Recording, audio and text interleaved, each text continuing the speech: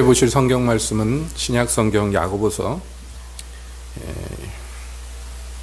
1장 2절부터 4절까지의 말씀입니다. 페이지로는 371페이지.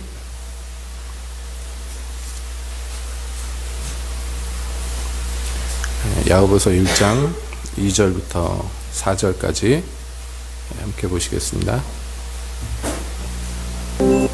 내 형제들아, 너희가 여러 가지 시험을 만나거든 온전히 기쁘게 여기라.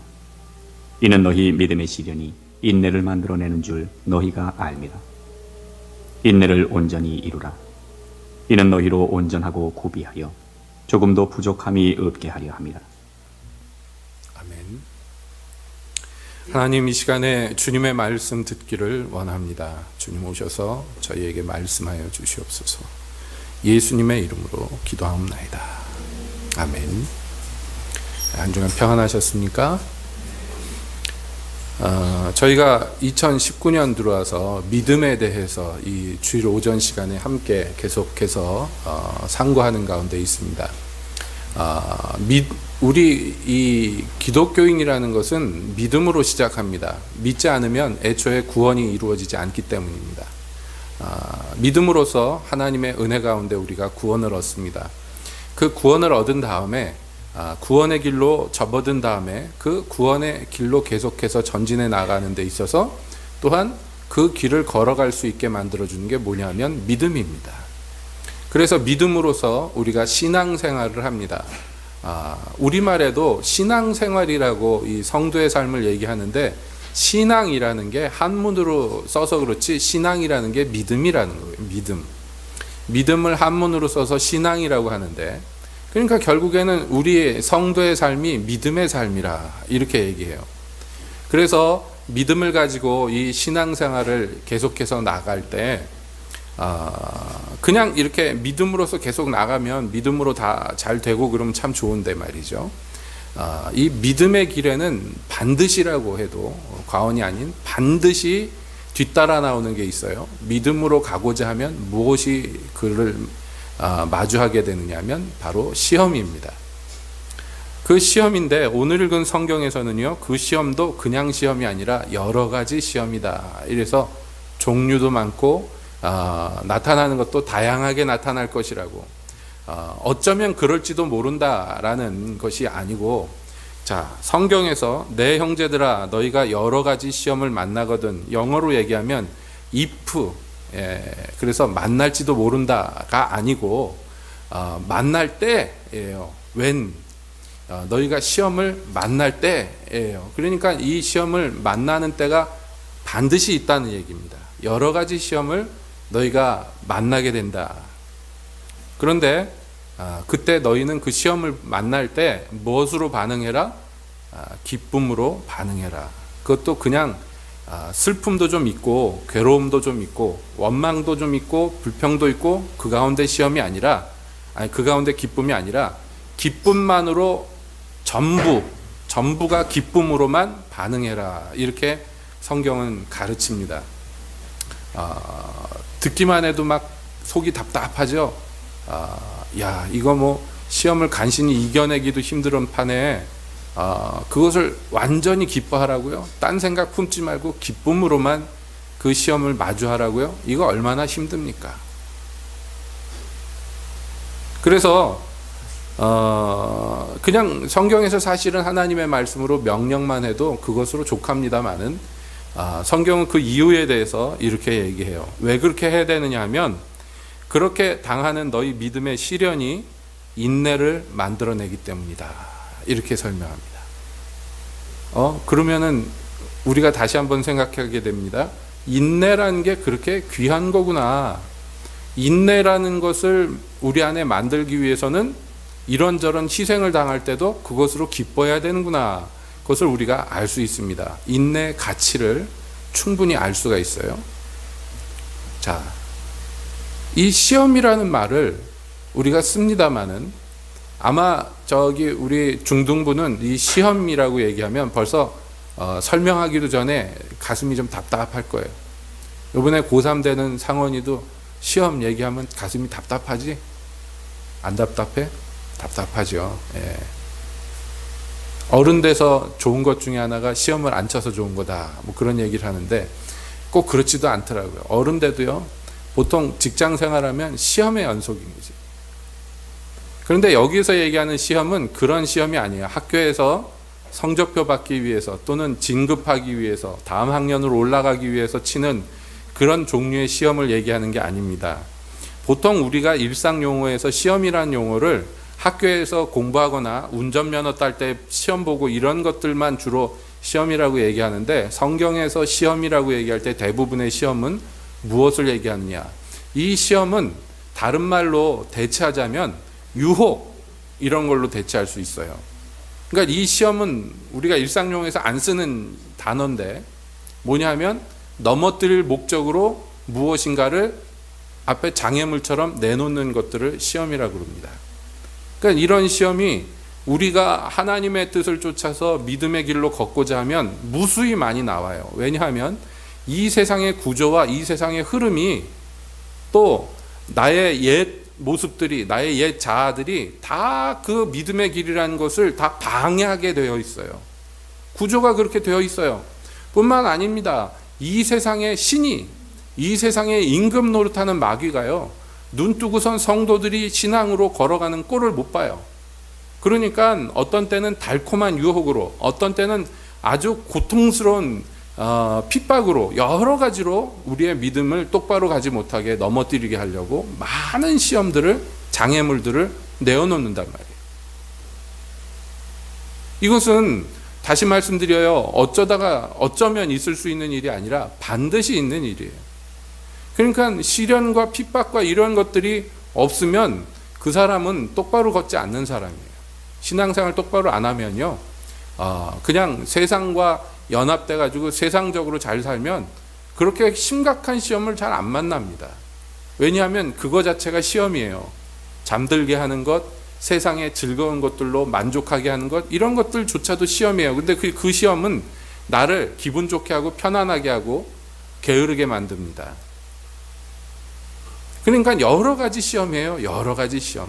나태해서 잠들게 하거나 너무 힘들어서 그냥 포기하게 만들거나 많은 종류의 시험이 우리의 이 신앙의 길에 있단 말이에요. 자, 이런 것들은, 그럼 하나님은 왜 이렇게 우리의 삶을 이 지경을 만들어 놓을까? 예? 그래서 그딴 소리 할까봐 13절에 보면 뭐라고 돼 있냐면 1장 13절에요.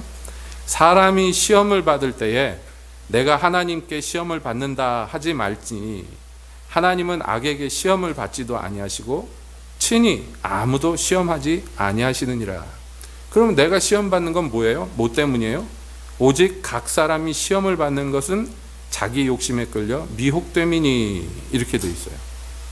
그러니까 대부분의 시험이, 대부분이라고 말씀드렸어요. 전부는 아니지만 대부분의 시험이 누구 때문이냐 하면 나 때문이에요. 내 욕심이 시험을 불러들입니다. 그러니까 그거 갖고 하나님 탓하면 안 된다는 거예요. 하나님은 아무에게도 시험을 받지 않고 또 아무도 시험하지 않는다. 이상하네. 하나님이 분명히 우리의 믿음을 시험해 보신다고 그랬는데 이상하네. 하나님이 분명히 아브라함이 하나님을 믿는가 안 믿는가 시험해 보시려고 이삭을 제물로 바쳐라 이렇게 얘기했는데 이상하네. 이렇게 얘기하실지 몰라요. 그래서 우리말 성경에는 다 시험이라는 말로 쓰지만은 영어 성경만 해도 이것을 분간하기 위해서 다른 단어로 씁니다. 하나님이 하는 시험을 테스트라고 쓰고 마귀가 하는 시험을 템테이션이라고 씁니다. 그러나 그것은 우리의 이해를 돕기 위해서 그렇게 되어 있는 거지, 실제로 원어 성경에 보면 단어가 똑같은 단어를 써요. 똑같은 단어를. 그런데 왜 오늘 여기 13절에서는 하나님은 아무도 시험하지 않는다고 얘기하실까요? 예, 같은 단어를 써도요, 용도가 다른 거예요. 마귀가 쓰는 종류의, 또 내 욕심에 끌려서 스스로 함정에 빠져든 것 같이 당하는 그 시험은 하나님하고 상관이 없어요. 하나님이 하시는 게 아니에요. 그것은 목적이 뭐라고요? 나를 넘어뜨리려 하는 것이 목적이에요. 그럼 하나님이 하는 시험은 무엇입니까? 그것을 오늘 우리가 읽은 성경에서는 이렇게 묘사합니다. 우리가 여러 가지 시험을 만날 수밖에 없는데 그때마다 우리는 어떻게 하라고요? 온전히 기쁘게 여겨야 된다. 왜냐하면 우리 믿음의 시련이, 자 보세요. 믿음의 길을 걷다가 시험을 당해요. 근데 그 시험에 거꾸러져 넘어지는 사람은 문자 그대로 시험이고, 그것을 기쁨으로 이겨내가는 사람에게는 그 똑같은 시험이 이름이 달라져. 뭐로 달라져요? 믿음의 시련으로 달라져요.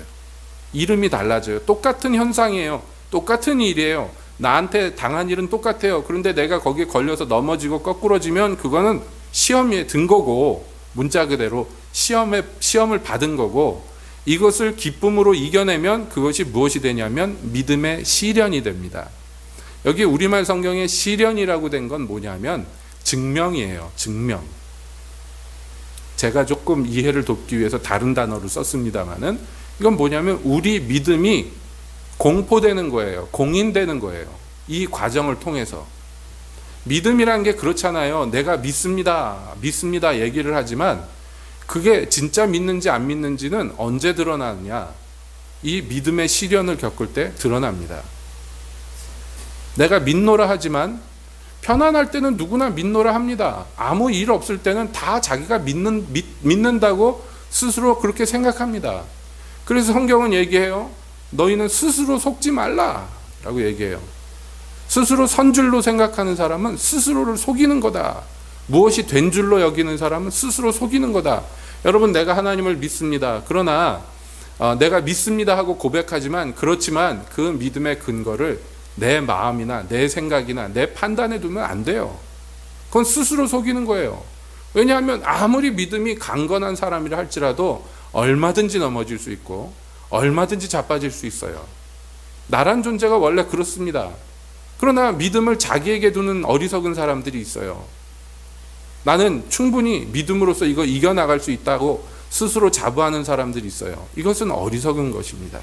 왜냐하면 그 말 자체가 거짓은 아니지만 그러나 그것은 스스로를 속이는 행위이기 때문에 그래요.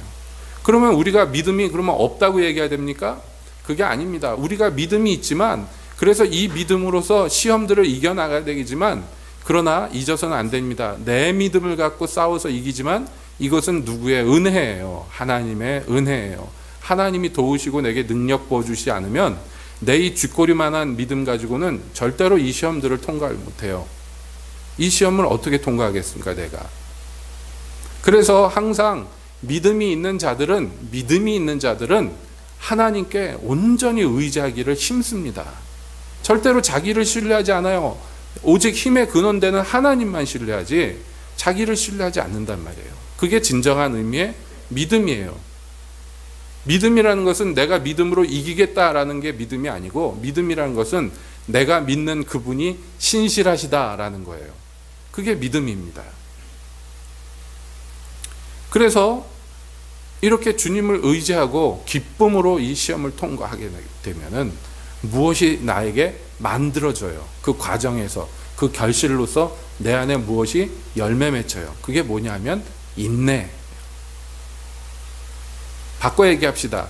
우리가 인내라는 이 거룩한 열매를 맺기 위해서는요, 가만히 있어서는 절대로 인내라는 이 종목이 내 안에 생기질 않아요. 인내란 게 생기기 위해서는 어떤 과정이 필요하냐면, 빛이 하나도 들어오지 않고, 그리고 여기서 나는 딱 죽었구나 생각되는 캄캄한 사망의 음침한 골짜기, 거기를 주를 의지해서 통과를 해야지 인내라는 게 생겨요. 여러분, 모든 성도의 덕목이라는 것이 그렇습니다. 어떤 사람이 겸손해졌어요. 어떻게 하다가 겸손해졌을까요? 가만히 있는데 겸손해집니까?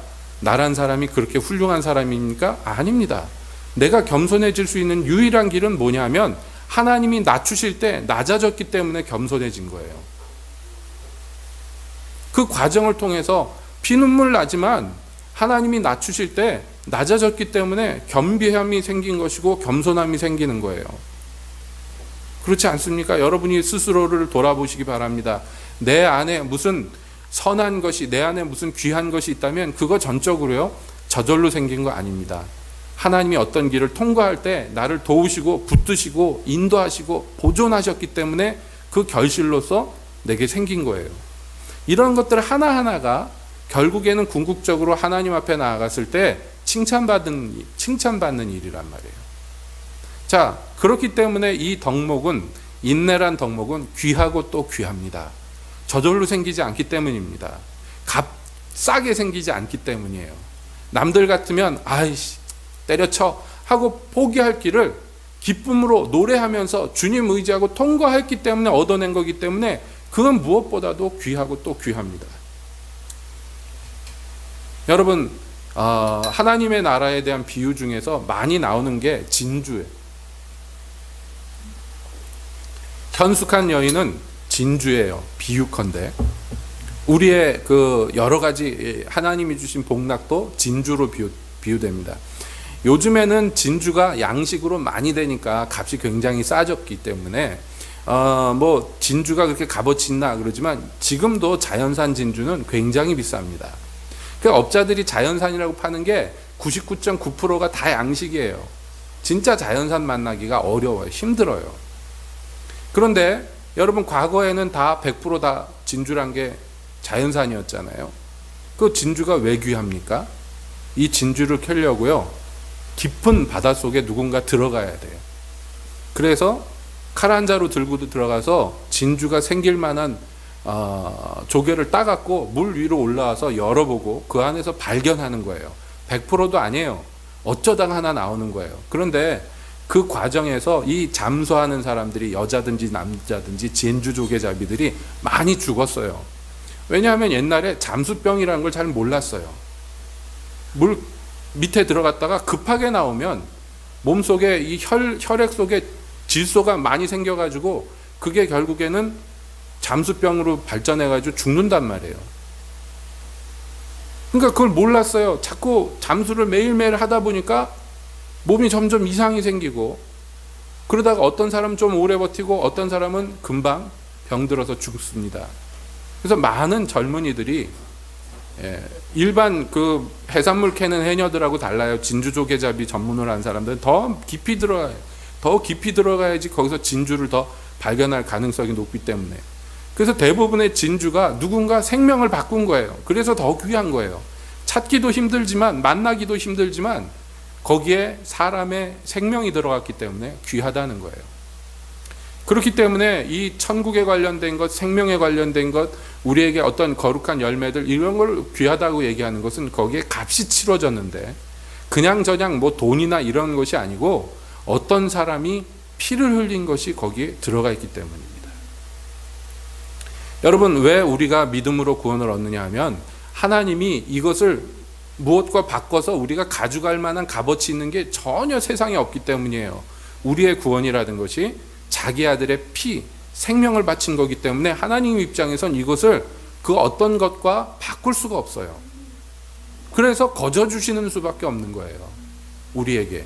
믿는 자에게 그래서 거저 주실 수밖에 없어요. 이걸 우리더러 사라 그러면 도대체 살 수가 없어요. 너무너무 귀하기 때문에. 그것이 하나님의 아들의 생명이기 때문이에요.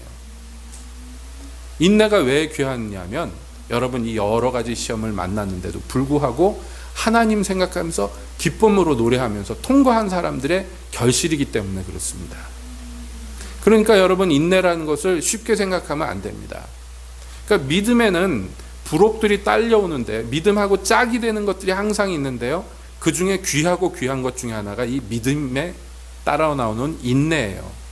이 믿음이 있잖아요. 우리가 예수를 믿고 이 믿음의 길을 걸어가는데요. 이 인내가 있으면 무슨 일이 일어나느냐. 이 인내가 그 믿음과 같이 합해버리면 그래서 그 사람 안에서 이것이 화학작용이 일어나 버리면 어떤 결과가 나오냐면 그 사람이 온전해지고 구비하여 부족함 없는 사람이 돼요. 그 사람이. 반대로 얘기해 봅시다. 믿음이 있는데 믿음이 있는 건 사실이야. 근데 인내가 없으면 그 사람은요 절대로 온전해지지 못해요. 믿음이 없으면 뭐 말할 것도 없지만 분명히 주님을 믿어요. 그런데 그 믿음은요 사실 아무것도 결실하지 못해요. 왜냐하면 인내가 없기 때문이에요. 처음엔 믿음으로 시작했지만 여러 가지 시험이 올 때 넘어지고 자빠지고 해서 끝나버려요, 그냥. 여러분, 교회에서 그런 모습을 얼마나 많이 보는지 몰라요. 처음에 은혜 받았을 때 이 믿음 없는 사람이 어디 있어요? 눈물 콧물 흘리면서 주님의 은혜 경험했을 때 믿음으로 걷지 않겠다는 사람이 어디 있어요? 그때는 다 자기 생명이고 재산이고 다 바칠 마음이 들지. 믿음이 있어요. 그건 믿음 아닌 거 아니에요. 믿음이에요. 근데 뭐냐? 그 믿음으로 끝까지 못 가는 거지. 그 믿음으로 끝까지 못 가요. 왜냐하면 견디는 능력이 없어요. 인내가 없어요.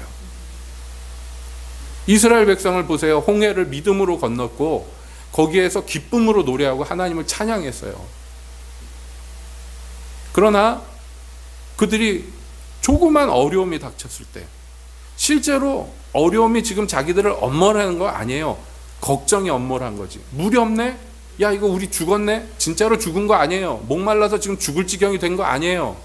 아직은 버틸 수 있어요. 그런데 당장에 물이 떨어졌어요. 물이 나올 데도 없어요. 주변을 보니까 공포에 질렸어요. 그래서 모세를 원망하기를, 애굽에 장지가 없어서, 무덤터가 없어서 우리를 여기로 끌고 나와서 여기서 죽게 만드냐고. 실제로 죽은 사람 하나도 없어요. 근데 공포에 질렸어요. 좀 전에 찬양했던 그 사람들이 어디 갔습니까? 그때 믿음으로 고백하며 홍해를 건넜던 그 사람들 어디 갔습니까? 똑같은 사람들인데. 무엇이 없었어요? 무엇이요? 조금 더 견디는 힘, 조금 더, 많이도 아니에요. 조금 더. 여러분, 블레셋 군대가 이스라엘보다 훨씬 커요. 싸우면 질 것 같아. 그래도 싸워야지. 그러고선 막 나왔어요. 백성들이 막 모여가지고 이제 전쟁을 앞에 두고 있는데, 전쟁하기 앞서서 먼저 우리가 하나님께 제사 지내고 전쟁해야지.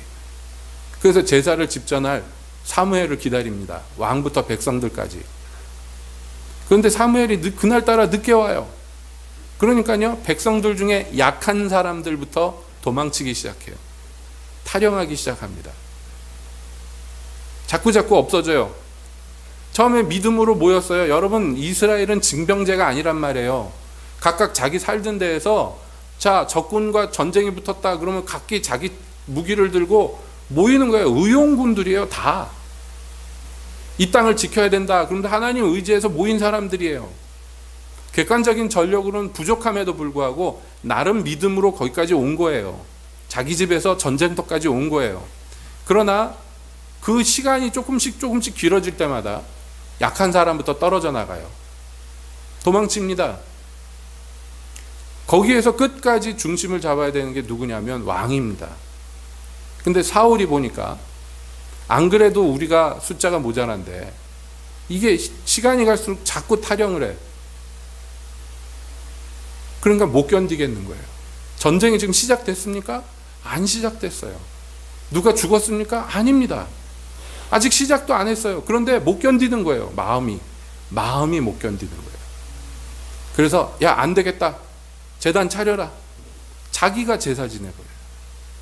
제사가 끝나자마자 사무엘이 왔어요. 왕이야, 이거 무슨 짓입니까 이게? 그랬더니 그때부터 변명하기 시작합니다. 그러면 이게 뭐예요? 그거 몇 분만 더 기다리면 되는데 그거를 못 기다렸어요. 왜 그러냐 하면 인내가 없었기 때문이에요. 그러니까 인내가, 여러분, 사활을 가늠하는 거예요. 시작을 믿음으로 해서도 끝을 믿음으로 끝내기 위해서는 필수적으로 뭐가 있어야 되느냐? 인내라는 것이 있어야 돼요. 그러면 이 인내는 어떻게 생길까요? 시험을 이겼더니 인내가 생겼어. 왜 인내가 생겼을까요? 그 과정에서 우리가 그것을 생각해 봐야 됩니다. 여러분, 운동선수들 보면 코치가 이런 운동 시키고 저런 운동 시키는데 이유가 있는 거예요. 괴롭히려고 시키는 게 아니라 이 사람의 어떠한 부분을 강화시키기 위해서 그 부분을 훈련시킵니다. 다 그게 프로그램이 이유가 있는 거예요. 그냥 무조건 시키는 게 아닙니다. 과거에는 운동선수 하다가 골병 드는 사람들이 많았어요. 왜냐하면 그냥 무조건 시켰기 때문이에요. 근데 이제는 많이 발전해서 개발이 돼가지고 그냥 아무렇게나 시키질 않아요. 이유 있는 걸 시켜요. 근데 여러분, 그런 거 보셨어요? 권투 선수들 눕혀놓고 배 위에다가 막 공 같은 거, 농구공 같은 거 막 빵빵 던지죠, 코치가. 그거 왜 합니까? 괴롭히려고 합니까? 아니에요. 그걸 통해서 복부를 단련하고 그 단련된 복부가 경기에서요 몇 대 맞아도 안 쓰러지게 만들어요. 그 단련 안 하면요 배 한 대 맞으면 그냥 쓰러져요. 사람은 일반 사람들 권투 선수 주먹에요 다른 데 맞아도 그러지만 배 같은 데 맞으면 숨 못 쉬어가지고 금방 쓰러집니다. 횡격막이 단련이 안 돼 있기 때문에. 그러니까 권투 선수 주먹에는 이르지 못하지만 계속 이 복근을 단련해 가지고 충격에 대비하는 몸을 만들어 주는 거예요. 다 이유가 있는 거예요. 육상 선수도 그냥 달리는 거 아닙니다. 단거리 선수 훈련하는 거하고 장거리 선수 훈련하는 거하고 전혀 프로그램이 달라요. 그가 단련해야 되는 부분이 전혀 다르기 때문입니다. 근데 장거리 선수한테 단거리 경기 나가라 그러면 큰일 나요. 그렇게 훈련시켜 놓으면 마라톤 같은 거 못 뛰어요. 전혀 다르기 때문입니다. 그러니까 우리도 알아야 돼요. 그냥 무조건 버티면 인내가 생기나? 그게 아니에요. 어떤 사람이 믿음으로 이 시험들을 이겼는데 그게 인내라는 결실을 내었어요. 이유가 있는 거고 그 과정에는 분명히 뭐가 숨겨져 있어요. 자, 그렇다면 봅시다. 사울은 왜 인내하지 못했을까요? 몇 분만 더 기다렸으면 되는데. 예? 뭐 제사를 지내는데 얼마나 성의 있게 몇 시간씩 했겠어요? 그 지금 마음 성질이 급하고 지금 마음이 조급한데 기껏해야 뭐 한두 시간. 왜 그걸 더 이제까지 며칠씩 기다렸는데 왜 그거 더 못 견뎠을까요? 무엇 때문일까요? 우리가 거기에서 믿음에 있는 중요한 요소를 이해를 해야 돼요. 믿음의 중요한 요소가 있어요. 어떤 사람은 그 요소 때문에 기다려서 인내해서 성공하고, 어떤 사람은 분명히 믿음이 있는데 어떤 요소가 없기 때문에 그 믿음은 결실하지 못하는 거예요. 우리가 기왕에 믿음으로 시작했다면 끝까지 믿음으로 가야 돼요. 그런데 그 요소는 뭐냐면 믿음이란 걸 우리가 잘 이해를 해야 되는데 자꾸 뭐 사실은 어떻게 보면 같은 이야기의 변주인지도 모릅니다. 믿음이란 것은 막연한 게 아니라 대상이 있는 거예요. 우리가 기독교에서 믿음이라는 것은 자기 확신이나 이런 게 아닙니다. 이 믿음은요, 대상이 있는 거예요. 그러니까 우리는 누구를 믿는 거예요. 믿음이 있다 할 때는 어떤 대상을 믿는 겁니다. 다시 말하면 그 대상을 신뢰하는 거예요. 우리가 믿는다 할 때는 대상이 누굽니까? 뭐 두말할 나위 없죠. 하나님을 믿는 겁니다. 그런데 하나님을 믿습니다 해놓고 실제로는 신뢰하지 못해요. 우리의 마음이 말이에요.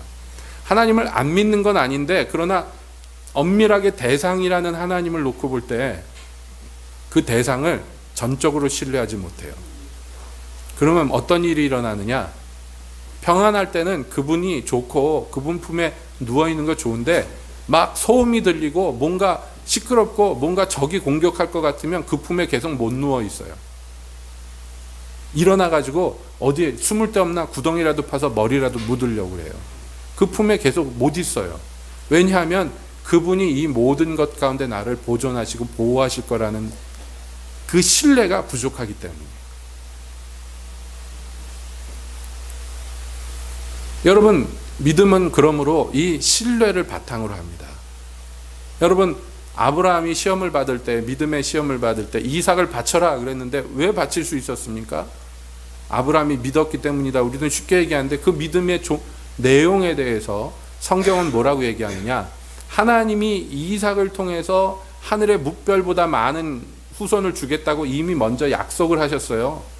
그 약속하신 하나님은 자기의 말을 절대로 변하지 않는 분이라는 걸 믿었어요. 그러니까 지금 현실은 뭐냐면 이 이삭이 죽는 거예요. 이삭이 죽어. 그러면 하나님의 약속이 안 이루어지잖아요. 그런데 이삭을 죽여도 하나님이 그를 다시 살려서 반드시 먼저 한 약속을 이삭을 통해서 이루실 거라고 믿었어요. 그러니까 뭘 믿은 거예요? 눈에 보이는 자기 손에 든 칼, 지금 묶여있는 아들, 이걸 믿는 게 아니에요. 눈에 보이는 걸 믿는 게 아니라 먼저 약속하신 하나님을 신뢰하는 거예요. 내가 이 아들을 칼로 쳐서 죽이고 이것을 불에 태워가지고 하나님께 드려서 쟤밖에 안 남는다 할지라도 그 가운데 하나님은 이삭을 다시 살려 먼저 한 약속을 반드시 이루실 거라는 것을 그분을 신뢰하는 거예요. 이게 아브라함의 믿음이에요. 그러니까 아브라함의 믿음은 확신이 아니고 그 대상을 향한 신뢰입니다. 그분은 한번 말씀한 거 절대로 지키시는 분이라 믿는 거예요. 그럼 믿음의 싸움이라는 게 결국은 뭐냐면 마귀는 계속해서 하나님을 의심하게 만들고 하나님을 신뢰하지 못하게 만들어요.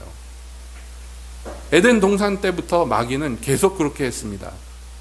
그러니까 야, 너 네 힘으로 살 길을 찾아야 되지 않겠냐?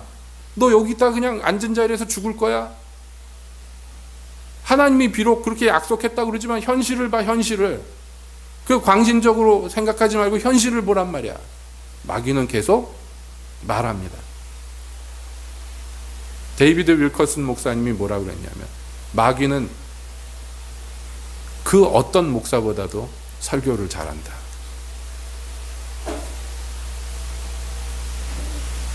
아주 논리적이고 아주 합당한 말을 계속합니다. 그러니까 그 말을 듣다 보면 그래야 될 것 같아. 뭐가 없어졌어요? 하나님께 대한 신뢰가 무너져 버렸어요. 얼마나 많은 사람들이 마귀의 말에 넘어가는지, 이게 시험인지도 모르고 넙죽넙죽 받아먹는가. 그래서 제 힘으로 살 길을 찾아서 이리 뛰고 저리 뛰고, 정작 도와주실 분의 손에 자기가 붙들려 있으면 되는데 그 손을 뿌리치고, 돕겠다고 붙드시는데 억지로 뿌리치고 제 힘으로 살고자 이리 뛰고 저리 뛰어요. 뭐가 없기 때문이냐면 신뢰가 없고 그 신뢰를 바탕으로 하는 인내가 형성되지 않았기 때문입니다. 그러나 어떤 이들은 하나님을 끝까지 신뢰해서 그래, 내가 여기서 주님 믿다가 죽어도 막 죽는 거지, 그러는 거예요. 바보 같고 미련하지만 실제로 믿음으로 승리하는 건 그 바보 같은 사람들이 하는 것입니다. 제가 전주에 있을 때 얘기를 몇 번 했지만 막 밤새 기도해요. 하나님, 내일 이자를 얼마 내야 되는데 그거 안 갚으면 큰일 나는데 이거 주세요 하고 밤새 기도해요. 밤새 기도해. 정말 밤새 기도하고 새벽에 응답받아요. 하나님이 주시겠다 하는 응답을 해요. 그러면 할렐루야 하고 막 기뻐하고 막 그래요. 그리고 아침에 일어나자마자 전화들을 들고 막 전화합니다. 오늘 얼마 필요한데 빌려달라고. 당신 카드 있지? 그걸로 빨리 대출 좀 받자고. 어안이 벙벙한 거예요. 밤새 기도는 왜 한 거야 그러면? 하나님이 주신다고 약속했다며, 응답 받았다며. 그런데 응답 받고 할렐루야 했지만 시간이 갈수록 은행문 열릴 시간이 되고 곧 추심 전화 올 시간이 되니까 견디질 못하는 거예요, 마음이. 그래서 제가 아주 노골적으로 목회자 회의할 때 그 하나님이 안 주셔서 그 건물 날아가고 그래도 약속받았는데 약속하신 분이 책임져야지. 그러면 어떻게 할 거냐고. 하나님이 안 주셔서 죽으면 순교다 생각하고 믿음으로 견뎌보자고. 얼마나 성질들을 부리는지. 목회자라 상소리는 입으로 안 했지만 얼굴로는 막 상소리를 하더라고요. 표정으로는. 그거 어떻게 하겠어요? 그렇게 해야지 다른 수가 없잖아요. 강도질을 하겠어요? 어디 가서 로또를 터뜨리겠어요? 믿음으로 시작했어요. 믿음으로 시작했어요. 제가 그 시작할 때 옆에서 봤어요. 믿음으로 시작한 그 일을 하나님이 약속하셨기 때문에 믿음으로 덤벼들었는데 매일매일 시험에서 지고 매일매일 시험에서 지고 또 지고 또 지고 인내라는 게 전혀 형성이 안 되고 신뢰라는 게 전혀 형성이 안 되는데 매일 믿음으로 부르짖기만 하다가 그냥 끝나더라고요. 믿음으로 선포하고 그 건물에, 예배당 건물에다가 간판을 얼마나 많이 사방에 붙여놨는데 믿음으로 한다고. 그 자기 위안이에요. 그런데 결국에는요, 날아갔어요. 빚만 잔뜩 지고 모든 교인들이 다 신용불량되고 모든 교인들이 다 집 날아가고 가정 다 파괴되고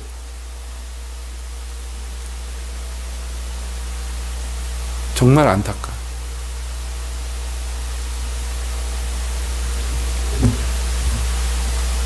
그러나 어떤 이들은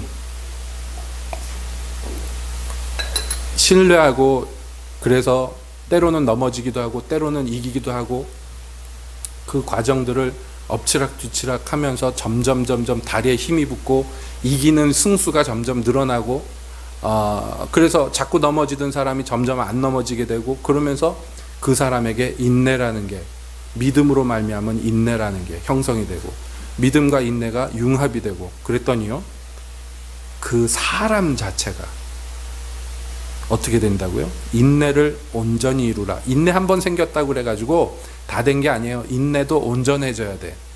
인내가 자꾸 승리를 통해서 여러 번 인내해서 승리하고 인내해서 승리하면 이 인내가 비로소 좀 쓸만해져요. 온전해져요. 완벽한 건 아니지만 조금 쓸만해져요. 그래서 이제는 과거에 엎어지고 자빠지고 눈물 콧물 쏟아지면서 넘어질 일도 인내 때문에 버틸 수 있게 돼요. 그러면 결국은 어떻게 됐냐? 이것이 너희로 온전하고 구비하여 조금도 부족함이 없는 사람이 되게 해준다. 얼마나 좋은 말인지 몰라요. 얼마나 좋은 말인지 몰라요. 저도 저 스스로에게 소망하고 또 우리 성도들에게 제가 간절히 소망하는 기도 제목 중에 하나입니다. 우리 모든 성도들이 여기 성경에 묘사된 것 같이 온전하고 구비하여 조금도 부족함이 없는 성도. 여러분 생각만 해도 흐뭇하잖아요. 온전하다는 게 뭡니까? 완벽하다는 건 아니에요. 그러나 성도답다는 거예요. 하나님의 아들, 딸답다는 거예요. 온전하다는 게. 크게 부족함이 없는 거예요. 그리고 구비되어 있어요. 필요한 것들이 다 갖춰져 있어요. 이것은 완벽한 사람을 얘기하는 게 아니에요. 하나님이 우리 각자에게 부르심이 있고 맡겨준 사명이 있는데요. 그 사명을 감당하기 위해서는 필요한 것들이 있어요. 그런데 이 믿음의 시련을 통과한 사람, 그래서 인내가 온전히 갖춰진 사람은요, 그 과정에 하나님의 뜻을 이루기 위하여 필요한 것들이 구비가 돼요. 인내로 시작한 것들로 말미암아 그 위에 뭐가 자꾸 구비가 돼요. 예를 들어서 양선과 자비와 인내와 절제와 충성과 이런 것들, 이 과정에서 구비가 돼요. 하나님의 일을 능히 이룰 만한 사람이 돼요. 어디 가서 하나님의 아들, 하나님의 딸이라고 할 때 부끄럽지 않은 사람이 돼요. 그래서 그 사람은 결국에는 조금도 부족함이 없는 사람이 돼요. 여러분, 하나님의 사람 하나 만드는데 하나님이 얼마나 투자를 많이 하는지 몰라요. 얼마나 투자를 많이 하시는지 몰라요. 예전에 산성교회 서강수 목사님 모시고 어디를 차를 타고 가는데 차 안에서 이제 이야기가 나눠졌어요. 부교육자 2명하고 목사님하고 운전하는 분하고 넷이서 타고 가면서 이런저런 얘기하다가 옛날 얘기가 나와서 무슨 얘기가 나왔냐면 저희 집이 어떻게 해서 쫄딱 망하게 됐는가를 제가 스토리를 얘기했어요. 막 크게 부도 맞고 이래서 망한 게 아니고 이사 한 번 갈 때마다 조금씩 망해. 이사 한 번 갈 때마다. 저희가 중구 입정동이라, 그러니까 중구가 서울에 딱 가운데 있는데 거기에 큰 집에 살았어요. 옛날 기와집 있죠? 본체 있고 바깥에 있고 이렇게 있는데 수십 가정이 거기 새들어 살았어요. 타운이었어요. 저희 집 하나가. 우리는 본체에만 살았는데. 근데 결국엔 거기를 팔고 강남으로 이사를 와서 집을 4채를 줬어요. 저희 아버지가. 그거 판 돈으로 강남에다가. 저희 원래 집 살던데 파는 그 땅에 나중에 가보니까 호텔이 들어와 있더라고요. 그러니까 땅이 컸죠. 강남에 집을 4채나 지었는데 어떻게 해 드셨는지 다 날아가고 우리 집 하나 남았는데, 우리 사는 집이요.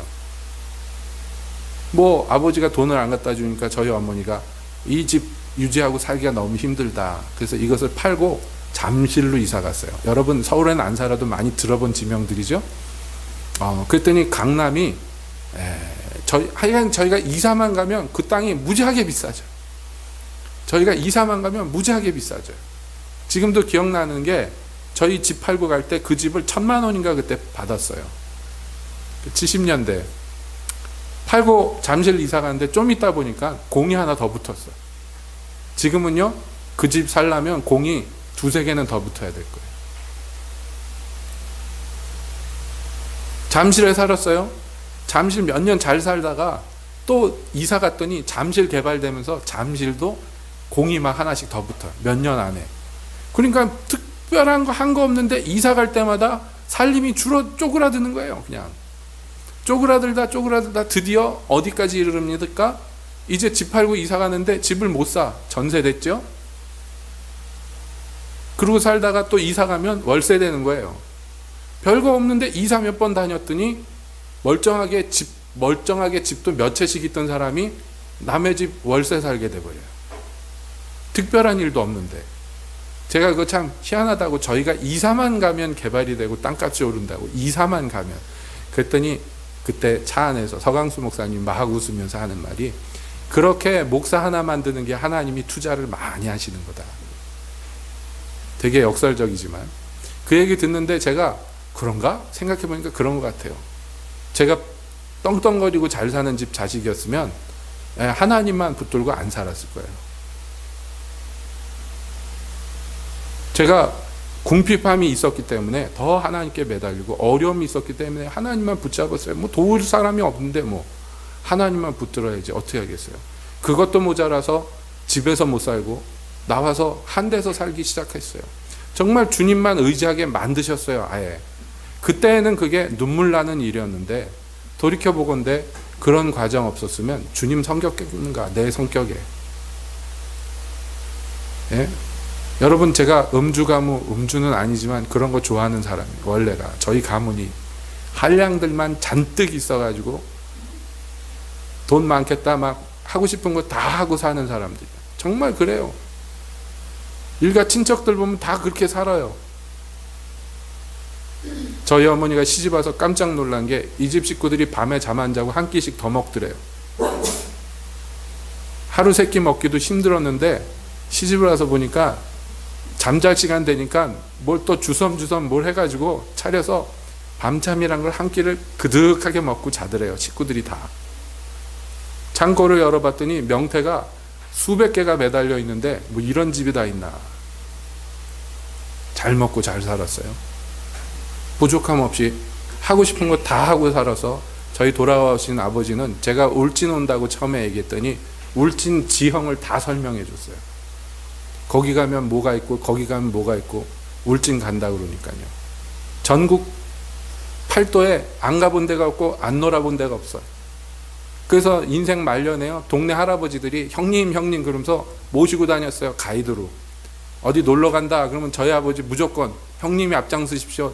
제일 좋은 데 가서 제일 맛집만 찾아서 제일 재밌게 놀고 데리고 오니까 동네 영감들이 다 우리 형님 최고라고 그러면서 모시고 다녔어요. 평생의 한량으로. 여러분, 그 피가 어디 가겠습니까?